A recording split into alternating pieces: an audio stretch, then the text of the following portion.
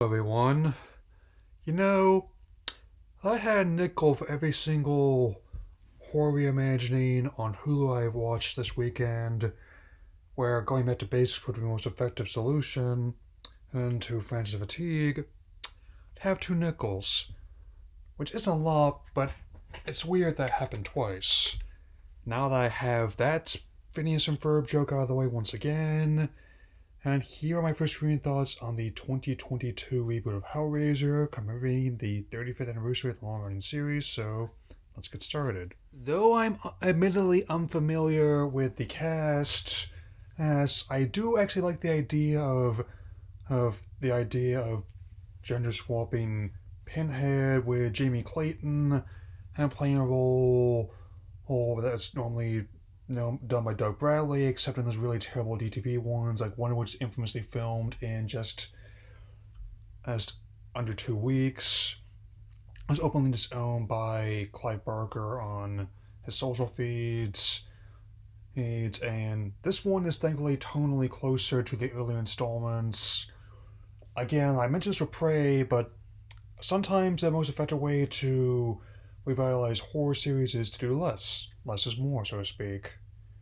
I mean, contrasting in the likes of Freddy Krueger and Jason Voorhees, Pinhead and the other Cenobites were not motivated by anything particularly deep. They were simply manifestations of evil in its purest form to tear one's soul apart, whether it's a young woman who has personal problems, or an art collector who's a deviant was one. I could definitely know who they were basing this character on, but I'm not sure how much of the script was written before some of these individuals were in real life mysteriously found dead. No words whether or not the lament configuration was involved either. I am unfamiliar, admittedly, with director David Bruckner, though I'd be willing to seek out other films he's worked on, if any, given how much this one particularly impressed me. I may not have liked it as much as I did with Prey, but I will say that it actually did work, and given how the franchise has, among other things, gone to space and gone to the internet in past moments, and admittedly, going this whole R63 reboot is admittedly a not the weirdest thing that they've ever done. I mean, since in a way, I don't mind it too much, given how some cultures do depict demons of feminine form, and I will say that even though this may be the first film in the series I've addressed on this channel, depending on what kind of response the video gets, it may very well not be the last. I may talk about more,